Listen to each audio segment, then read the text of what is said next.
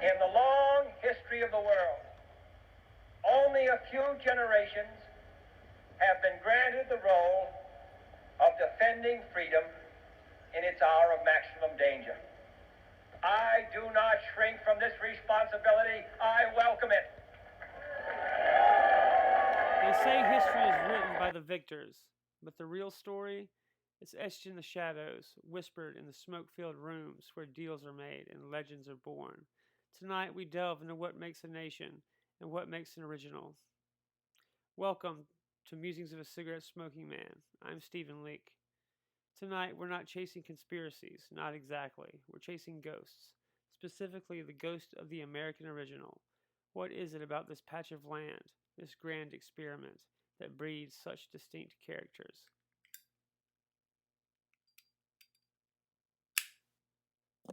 We're talking innovators, rebels, tycoons, and yes, even poets. The kind who don't just follow the script, they rewrite it. Men and women who embody a certain unruliness and audacity, a refusal to be anything less than themselves. Hemingway, a prime example, a flawed titan wrestling with words and wars, crafting a persona as potent as his prose. But Hemingway is just a starting point. I've seen a thing or two in my time, smoked a few too many cigarettes perhaps, and I've come to believe that this concept of the American original, it's more than just a label, it's a lineage, a twisted family tree of ambition, defiance, and the unwavering belief that anything is possible, even perhaps redemption. And where do I fit in? Well, that's a question for another time. Perhaps my own journey is for you to decide. Let's just say I have a unique perspective. So tonight, join me as we dissect the anatomy of the American original. What are the crucial ingredients? Is it freedom? Is it desperation? Or is it something darker? Something buried deep in the American psyche? Stick around, we're just getting started. The archetype. What makes an American original? The American original. It's a loaded term, isn't it? Like freedom or democracy. Everyone throws it around, but few actually define it. But I've seen enough originals to know the general contours of the beast. First, there's the individualism, not the guard variety kind, mind you. This is fierce, bordering on pathological, a refusal to be molded, to be categorized, to be told what's possible. They carve their own path, consequences be damned. Think of a figure like Howard Hughes, building empires and battling demons with equal ferocity. Or consider the poets, the Ginsbergs, the Plaths, pointing out their souls, raw and unfiltered, defying societal expectations of decorum and sanity. The drive for innovation. Then there's the innovation, not just tinkering in a garage, but a fundamental need to create, to disrupt, to leave a mark. It's the Henry Ford mentality, mass production that reshaped society, or Steve Jobs, whose vision of technology changed the world. They weren't just improving the machine, they were rewriting the rules of the game. This can manifest as a kind of relentless ambition, a drive that consumes them, sometimes to their own detriment and demise. It is the belief that anything is possible with enough ingenuity and hard work. Rebellion against convention. Don't forget the rebellious streak. The American original rarely accepts the status quo. They question authority, challenge tradition, and push the boundaries of what's considered acceptable. They are the mavericks, the outsiders, the ones who dare to think differently. Consider a figure like Martin Luther King Jr., challenging the very foundations of segregation, risking his life, or earlier like Thomas Paine, whose writings ignited the American Revolution. These individuals risk everything to challenge the prevailing order. They understand the need to disrupt the establishment in order to bring about a better world. A complex and contradictory nature. Of course, it's never that simple. The American original is often a walking contradiction. They can be brilliant and flawed, visionary and reckless, generous and ruthless. Hemingway, again, is a perfect example. A master of prose, yet a deeply troubled soul. A celebrated writer, yet a man haunted by war and personal demons. This complexity is part of what makes them so compelling and so human. Their contradictions reflect the contradictions of the nation itself, the constant tension between ideals and reality, freedom and responsibility. American exceptionalism. What brings us to American exceptionalism? A dangerous idea, some would say. But there's no denying that something about this country, its vastness, its freedom, its relentless pursuit of progress, has fostered a unique breed of individuals. Is it the frontier spirit, the promise of reinvention, the absence of rigid social hierarchies? Perhaps it's a combination of all of these things. The notion that anyone, regardless of background, can rise to prominence through sheer determination and hard work. This landscape, both literal and metaphorical, seems to breed a certain kind of individual, someone unburdened by the past, obsessed with the future, and willing to gamble everything on their own vision. Rebels and astronauts, tycoons and poets, they all seem to share a common DNA, a defiance of limitations and unshakable belief in their own potential, and their willingness to break the rules to achieve their goals. Whether they succeed or fail, they leave an indelible mark on the American story, and that, my friends, is what makes them truly original. Papa Hemingway, Forging the Myth.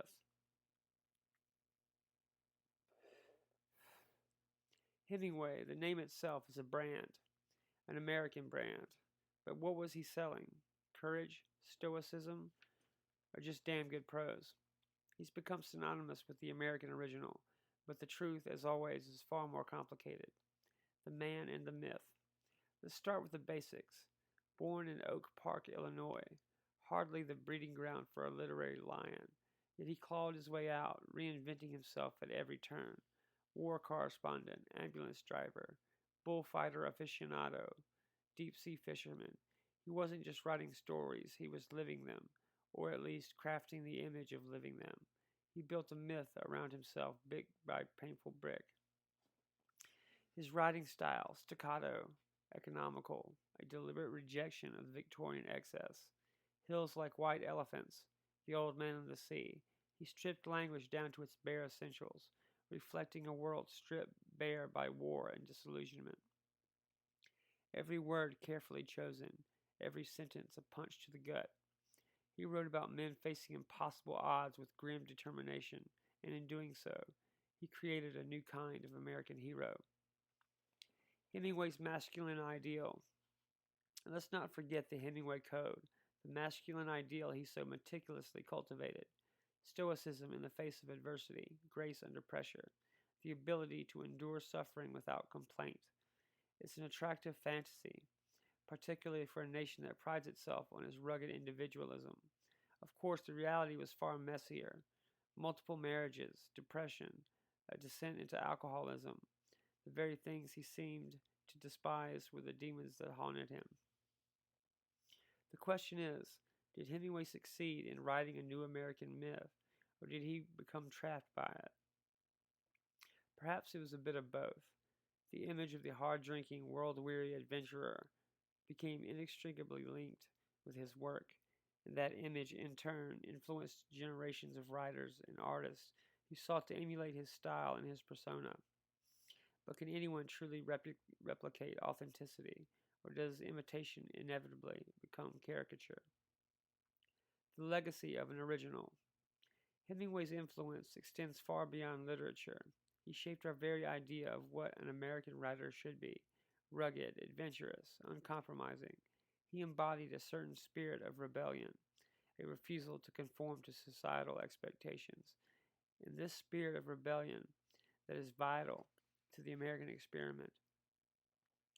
He lived life on his own terms, consequences be damned. And this, he is, in my view, a shining example of the American original. He's a reminder that even the most celebrated figures are flawed, that the line between man and myth is often blurred, and that the stories we tell about our heroes are just that, stories.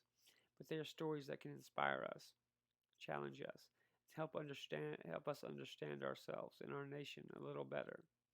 Maybe that's what an American original really is. someone who forces us to confront our own contradictions. A word from our sponsors, Skillcraft, the pen of American diligence. Let's take a brief pause for a word from one of our sponsors. In the corridors of power, in the hands of those who shape policy and record history, there's often a simple, reliable tool at work, the Skillcraft U.S. government pen. It's not flashy. It doesn't need to be. What it is dependable. Ink flows smoothly, lines are clean, and the legacy is unquestionable. From drafting legislation to signing treaties, Skillcraft pens have been there, documenting the American story, one stroke at a time. These aren't disposable trinkets, they're built to last. Crafted right here in the United States by America's committed to quality. When you hold a Skillcraft pen, you're holding a piece of American diligence, a symbol of enduring quality and unwavering commitment. So whether you're sketching out a vision, drafting the next great American novel, or simply taking notes, choose the pen that has served generations of leaders and innovators. Skillcraft, the mark of American endeavor. Beyond Papa, a constellation of American mavericks. Hemingway, a formidable figure, no doubt, but America's tapestry of originals is far richer, far more complex than any single thread. It's a constellation, shimmering with disparate lights, each star a testament to that restless American spirit. Titans of industry and innovation. Take the tycoons, the architects of American industry. Henry Ford, for instance. A flawed man, certainly, with his own brand of eccentricity, but he democratized the automobile, put the nation on wheels, and reshaped the very landscape of American life. Then there's Steve Jobs, a visionary, a perfectionist, some might say a tyrant. But he didn't just create gadgets, he crafted experiences, redefined how we interact with technology, and built a cult of innovation. They were both driven by a singular vision, an almost fanatical belief in their own ability to transform the world. Artists and wordsmiths, defining new forms of expression. And what of the artists, the poets, the storytellers who dared to break free from convention? Edgar Allan Poe, with his macabre tales and haunting verse, plumbing the depths of the human psyche. Jack Kerouac hitting the road, chasing a fleeting sense of freedom, and birthing a new literary voice for a generation. Jean-Michel Basquiat, a graffiti artist turned art world sensation, challenging notions of high and low culture with his raw, visceral canvases. These were individuals who didn't just reflect American society, they challenged it, provoked it, and forced it to confront its own anxieties and aspirations. Rebels with a cause. Of course, no discussion of American originals would be complete without acknowledging the rebels, the dissenters, the ones who dared to challenge the status quo. Rosa Parks quietly refusing to give up her seat, sparking a revolution for civil rights. Muhammad Ali refusing to be drafted, sacrificing his career for his beliefs, becoming a symbol of resistance and black pride. These individuals embodied a fierce sense of justice, a willingness to stand up for what they believed in, even in the face of overwhelming opposition. Pop culture icons, captivating the national imagination. Then there are the pop culture icons, the figures who captured the national imagination and became symbols of their time. Elvis Presley, shaking his hips and scandalizing a generation, ushering in a new era of rock and roll. Madonna constantly reinventing herself, pushing the boundaries of sexuality and self-expression, challenging societal norms with every album and every performance. They weren't just entertainers, they were cultural catalysts, shaping the tastes, the values, and the aspirations of a nation. Explorers and daredevils, pushing the boundaries of the possible.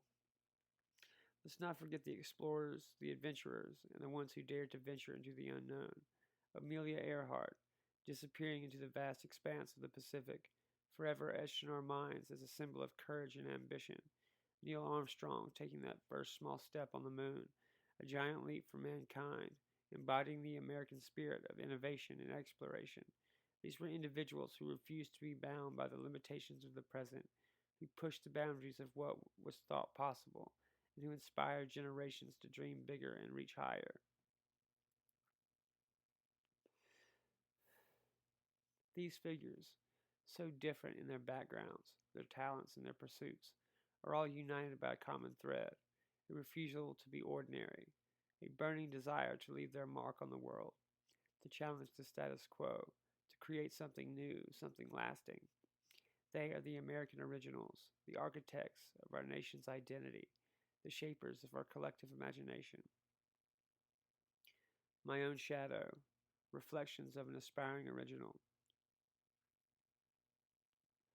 We've talked about Hemingway, the tycoons, the rebels, the pop icons, the American original in all its messy glory. But what about me? Where does a man like me fit into this grand narrative? Or am I just a shadow cast by true originals? The quintessential American? A Russian diplomat once called me the quintessential American. Ironic, isn't it? Coming from a representative of a system so diametrically opposed to the ideals, or at least the rhetoric of this nation. But perhaps he saw something I didn't, or perhaps he was being polite, or blowing smoke up my ass, probably. Still, the comment stuck with me. What does it mean to be quintessentially American? I was born in Charlotte, North Carolina in '86. Public school teachers for parents, a family farm in York, South Carolina. That's where I learned the value of hard work. Played baseball, ace pitcher, they said, all region defensive MVP in 2004. Small town glory. But that wasn't enough. The weight of history, the expectations, it was palpable, but fate, perhaps my own weakness, intervened. Illness forced me to withdraw, a detour, a redirection. Maybe that was the first crack in the facade of a dutiful soldier, the beginning of my own unbecoming. I wound up at Winthrop University, studying creative writing, trying to find my voice, or at least someone else's to borrow. Charleston followed, food and beverage, long nights, harder liquor, the raw material for my first novel, Gethsemane, a dark, gritty portrait of a city obsessed with pleasure, masking a deep-seated rot, recognition from the SPLC for advocating tolerance in my work, an odd badge of honor, perhaps, for a man who prefers to dwell in the shadows. Poetry, music, and fashion. Poetry, always the poetry. Published in the North Carolina Bard's Anthology, Truth, Soft Days, Small Victories in a World of Noise. Music 2, an acoustic demo, Truth is Power. Floating somewhere on Spotify. A double album with Love Kills, with Sovereign Sound Studio, the last refuge of a dying breed of artists. But here's where things get complicated. Monarch Urbanwear Limited, a fashion brand for the based and alt-right. A clothing designer, me, the quintessential American, more like a walking contradiction. Managing Americans for economic independence, a libertarian pack, pushing for individual liberty, free markets, the kind of ideas that supposedly fueled the American originals of old. The sum of my contradictions. Poet, author, songwriter, clothing designer, libertarian strategist. What does it all mean? Am I chasing relevance? Am I trying to build something lasting? Or am I just flailing, desperately searching for a place in this world?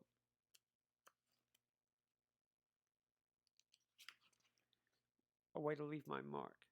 Maybe I'm just another casualty of the American dream, a victim of my own ambition. I may be an American original. I may be just a charlatan. I do believe in freedom and justice above all else. I believe it is the duty of the individual to do as they will, as long as they do not infringe upon the rights of others. I manage a fashion brand for those who feel like outcasts. I believe that individual liberty is the most important thing, and that you should be able to say what you want and wear what you want. But perhaps the key to being an American original isn't about success or fame. Maybe it's about the trying, the relentless pursuit of something, anything that feels authentic, the refusal to be silenced, to be categorized, to be anything less than yourself. Maybe that's the lineage I'm striving to join, the twisted family tree of ambition, defiance, and the unwavering belief that anything is possible. Maybe I'm just another fool, tilting at windmills, smoking cigarettes, and chasing ghosts. Only time will tell.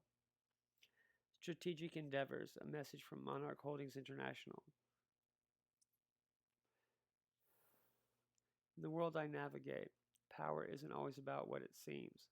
Sometimes it's what's behind the curtain, the strategic moves that shape the landscape. That's where Monarch Holdings International comes in. Registered in Nevada, Monarch Holdings International is an innovative holding company, an umbrella for a diverse portfolio of subsidiaries. But don't mistake it for just another corporate entity. Their mission is fostering entrepreneurial spirit and creativity, advancing libertarian principles like individual liberty and free markets through strategic investments and ventures. From consulting, business, market, political, to publishing via Monarch Literary Limited, music production, tech app development, apparel, and strategic investment, Monarch subsidiaries are uniquely positioned to serve niche markets. They champion free expression, support overlooked talent, and promote freedom oriented initiatives. With a commitment to innovation, Monarch Holdings employs cutting edge business intelligence tools, IBM SPSS, IBM Watson AI, and Palantir, for data driven insights. They value integrity, collaboration, and above all, innovation. Monarch Holdings International, unlocking your potential with cutting edge business intelligence, or as they might also say, redefining what it means to be a holding company in today's dynamic environment. Remember the name, you never know when you might need them. The American Crucible, Why America Forges Originals.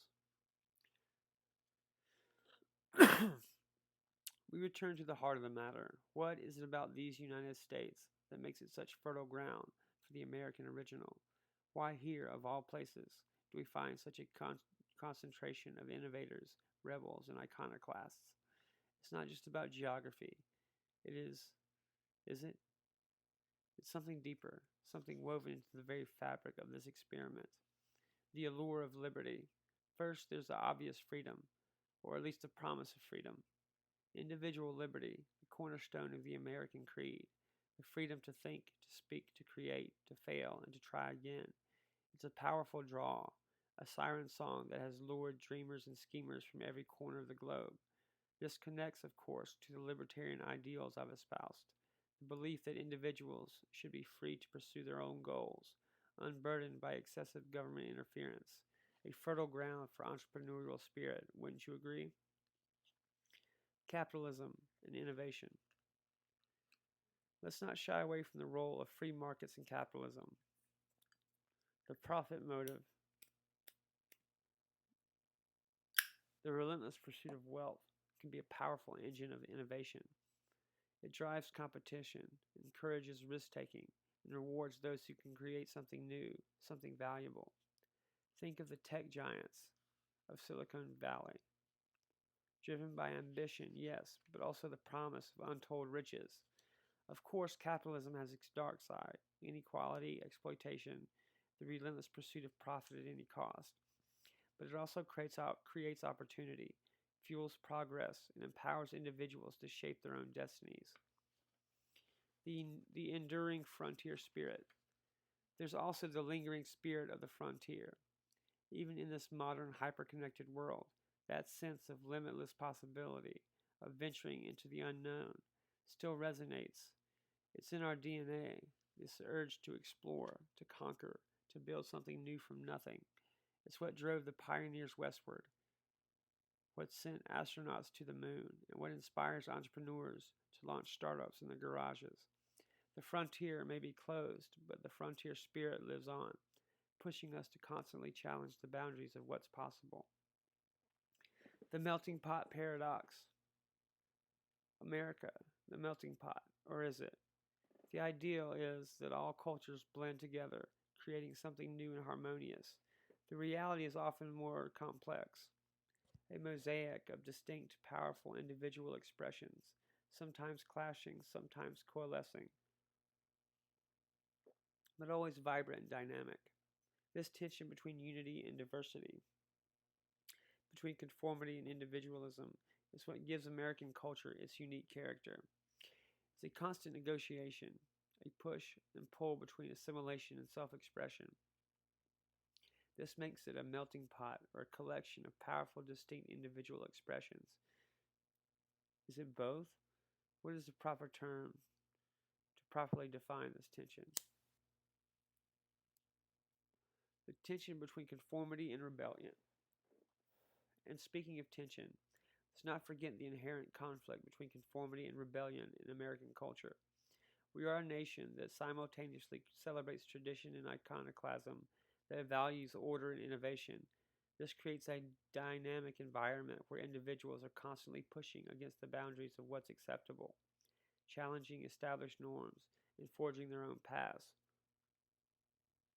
It's a breeding ground for originals, for those who refuse to be confined by convention. The weight of founding principles. Finally, there are the nation's founding principles and its ongoing struggle to live up to them. Ideals of liberty, equality, and justice for all, lofty aspirations that have been often betrayed by prejudice, inequality, and injustice. But it is just this very tension between ideal and reality that fuels so much of the American experiment. The constant striving to create a more perfect union, even when that path is fraught with obstacles and setbacks. The American original is, in some ways, a product of this struggle, a reflection of the nation's ongoing quest to define itself. Carving My Niche, a Libertarian Originals Manifesto. So, where do I stand? Poet, author, businessman, a man straddling the lines between the literary and the libertine. Some would call it a contradiction. I call it the quintessential American experiment, played out in a single flawed individual. The cohesive vision, freedom as the bedrock.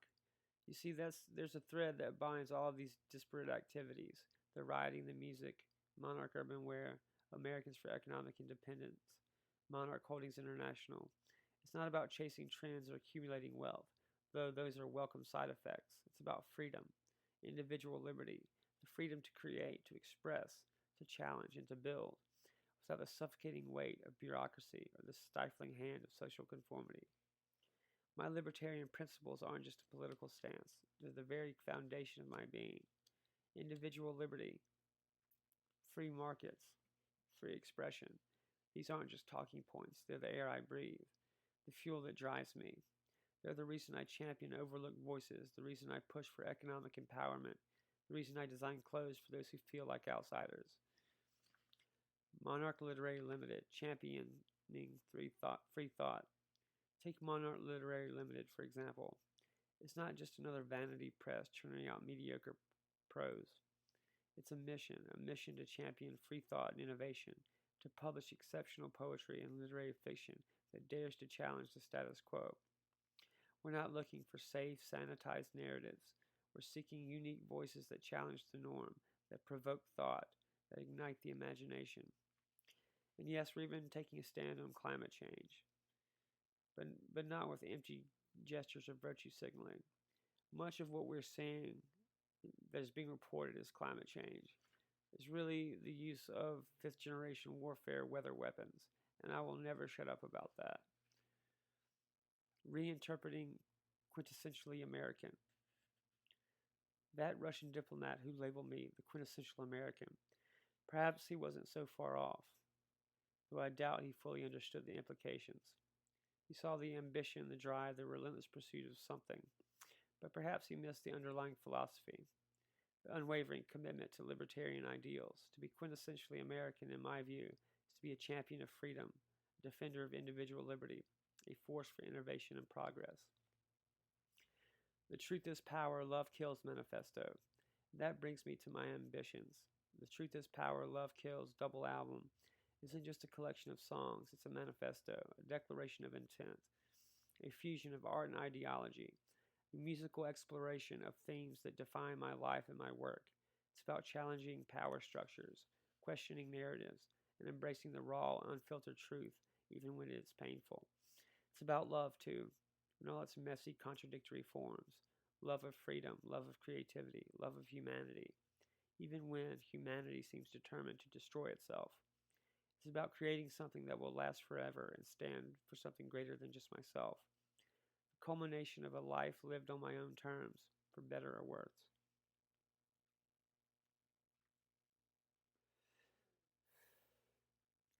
I am carving out my own niche, fashioning my own identity, forging my own path. I don't claim to have all the answers. I don't pretend to be perfect. but I do have a vision, and I'm determined to bring that vision to life.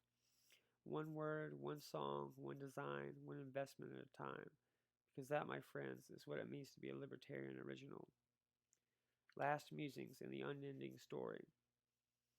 So we've reached the end of this particular thread, but the tapestry, my friends, that unending American story continues to be woven. We've mused on the multifaceted nature of the American original, from Hemingway's crafted persona to the titans of industry, the rebellious artists, and even, dare I say, myself. We've grappled with the enduring allure and the inherent complexities of American exceptionalism, the promise of freedom, the pull of capitalism, the lingering echoes of the frontier, and the constant tension between conformity and rebellion. But have we truly found any definitive answers? Of course not. That's not the point, is it? The American original isn't a neatly packaged definition. It's a question, a challenge, a constant striving. And the narrative, well, that's perpetually unfolding, shaped by the choices, the triumphs, and the failures of individuals who dare to defy expectations. So, what does the American original mean to you? Who are the figures, past or present, famous or unknown, who embody that spirit in your eyes? I encourage you to reflect on it, to look around you, to see the potential for originality in unexpected places. Maybe it's a neighbor, a colleague, a family member. Maybe it's even yourself. And now, for the necessary housekeeping. If you're curious to delve deeper into my musings, you can find my work at stephenleak.com. There you can explore my writings, music, and perhaps get an even better understanding of this quintessential American the Russian diplomat spoke of. Be sure to check out monarchliterary.com, where we're championing free thought and innovation through exceptional poetry and literary fiction. You can also explore my clothing brand, monarchurbanwear.com, for those who dare to express their individuality.